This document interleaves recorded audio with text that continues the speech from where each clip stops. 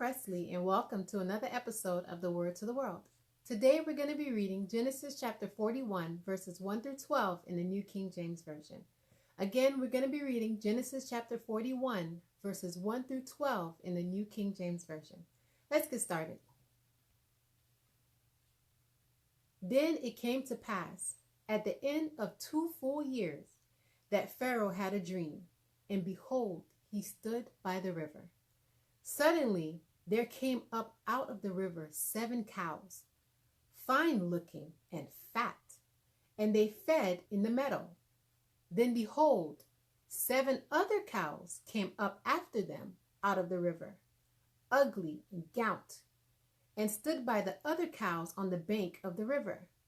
And the ugly and gaunt cows ate up the 7 fine looking and fat cows. So Pharaoh awoke. He slept and dreamed a second time, and suddenly 7 heads of grain came up on one stalk, plump and good. Then behold, 7 thin heads, blighted by the east wind, sprung up after them. And the 7 thin heads devoured the 7 plump and full heads. So Pharaoh awoke, and indeed it was a dream. Now it came to pass in the morning that his spirit was troubled, and he sent and called for all the magicians of Egypt and all its wise men. And Pharaoh told them his dream, but there was no one who could interpret them for Pharaoh.